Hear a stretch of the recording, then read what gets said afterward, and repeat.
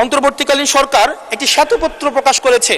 এই শ্বেতপত্রতে দেখানো হয়েছে 28 লক্ষ কোটি টাকা হচ্ছে বিদেশে পাচার করা হয়েছে। 28-এর পরে কয়টা সংখ্যা হয় আমি আর্টস ইংলিশ ডিপার্টমেন্টের ছাত্র, আর্টস ব্যাকগ্রাউন্ডে পড়াশোনা করছি, আমার মাথায় আসে না। 28-এর পরে কয়টা সংখ্যা হয়? 28-এর পরে না, 28-এর পরে 9টা না, এটাও হয় নাই। 28-এর পরে 28 লক্ষ কোটি টাকা বিদেশে পাচার করা হয়েছে। এখন মাননীয় স্পিকার, যারা পাচার করেছে তারা সদর্পে এখন হচ্ছে মাননীয় স্পিকার গুলশান বনানী, ধানমন্ডি, এই দেশে এখন বুক ফুলিয়ে চলাফেরা করে। মাননীয় স্পিকার, আমরা দেখেছি অন্তর্বর্তীকালীন সরকারের সময় বসুন্ধরার পুত্র সুবহান দেশে ঢোকার সাহস পায় নাই। আমরা দেখেছি আনবির দেশে ঢোকার সাহস পায় নাই। কিন্তু এই সরকার নির্বাচিত হয়ে আসার পরে আমরা দেখেছি সদর্বে এই সুবহানের পুত্র, এই ধর্ষক দেশে ঢুকেছে। মাননীয় স্পিকার, অন্তর্বর্তীকালীন সরকারের সময় দুর্নীতি দমন কমিশন বসুন্ধরার বিরুদ্ধে মামলা করেছে। আমরা দেখেছি এই মামলার কি অগ্রগতি হয়েছে সেটা আমরা জানতে চাই। আন্ডার টেবিল কোনো ধরনের সমঝোতা হয়েছে কিনা। যদি সমঝোতা না হয়ে থাকে তাহলে তাদের বিরুদ্ধে আইনগত ব্যবস্থা নিতে বাধাটা কোথায় সেটা বাংলাদেশের মানুষের সামনে প্রকাশ করতে হবে।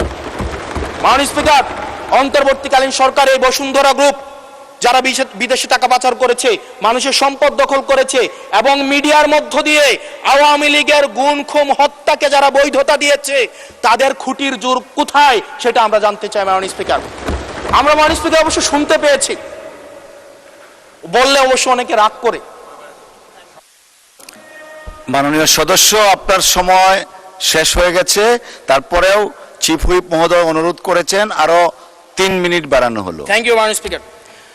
মাননীয় স্পিকার, আমরা শুনতে পেয়েছি বা দেখতে পাই এবং সরকার দলেরই অনেকে মাঝে মাঝে আমাদের কাছে এসে দুঃখ প্রকাশ করে যে আসলে আমরা জেল খেটেছি, আমরা কষ্ট করেছি, আমাদের সন্তানদের সাথে আমরা থাকতে পারি নাই, কিন্তু আমাদের দলে কিছু কিছু মানুষ বসুন্ধরার অ্যাডভাইজর হিসেবে কাজ করে, তাদের মিডিয়ার অ্যাডভাইজর হিসেবে কাজ করে। মাননীয় স্পিকার, যেই মিডিয়া তারেক রহমানকে, মাননীয় প্রধানমন্ত্রী তারেক রহমানকে দেশদ্রোহী হিসাবে ফ্রেমিং করেছে, সেই মিডিয়ার অ্যাডভাইজর হিসেবে আজকে বসুন্ধরা গ্রুপে আজকে এই সরকার দলীয় সংসদ সদস্যদের অনেকেই তারা সেখানে যুক্ত। মাননীয় স্পিকার, এটা আমাদের জন্য না, বরং তাদের সহকর্মীদের জন্য এটি তাদের হৃদয়ে রক্তক্ষরণ হয়, সেটি আমরা জানি। মাননীয় স্পিকার, এই বসুন্ধরার বিরুদ্ধে যারা কথা বলে তাদের বিরুদ্ধে মিডিয়া লেলিয়ে দেওয়া হয়।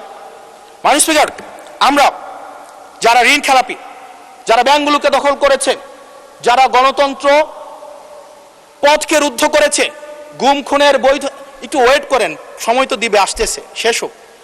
যারা গুম খুনের, আমি আপনাকেই বলছি মিস্টার হাসান, এইদিকে। ইয়েস মাননীয় স্পিকার, আমি অ্যাড্রেসিং ইউ মাননীয় স্পিকার।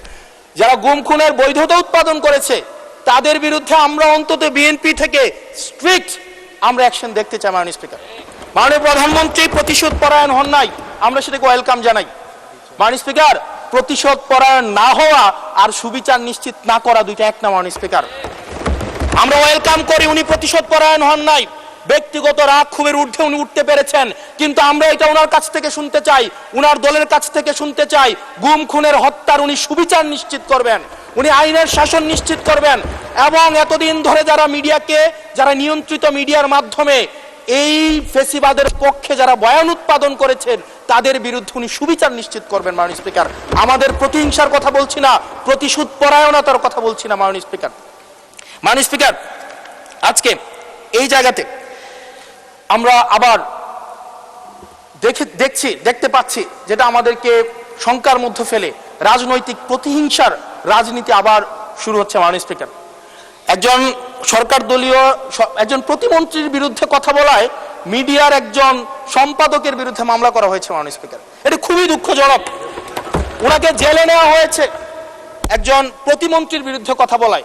এবং মাননীয় স্পিকার, আমি আপনার প্রোটেকশন দাবি করছি, কারণ আমরাও বলতে ভয় পাই, কারণ আমরা যদি সরকারের সমালোচনা করি, কোন প্রতিমন্ত্রীর বিরুদ্ধে কথা বলি, মন্ত্রীর বিরুদ্ধে কথা বলি, আমার এলাকার বাজেট দিয়ে বন্ধ করে দিবে না সেটার কিন্তু নিশ্চয়তা নাই। সেই কারণে আমাদের মধ্যে অনেকেই কথা বলার সময় আওয়াজটা একটু কম করে বলে। মাননীয় স্পিকার, আপনার কাছে অনুরোধ করি, আমার জন্য আমার এলাকার মানুষকে যেন বঞ্চিত করা না হয়। আমি এই সংসদে অনুমতি নিয়ে কখনো বিরোধিতা হয় না, কখনো অনুমতি নিয়ে আমি আপনার বিরোধিতা করতে চাই। অসংখ্য ধন্যবাদ মাননীয় সদস্য, আর দেয়া যাচ্ছে না, আপনাকে সর্বোচ্চ দেয়া হয়েছে, পরের বার please take your seat. Thank you.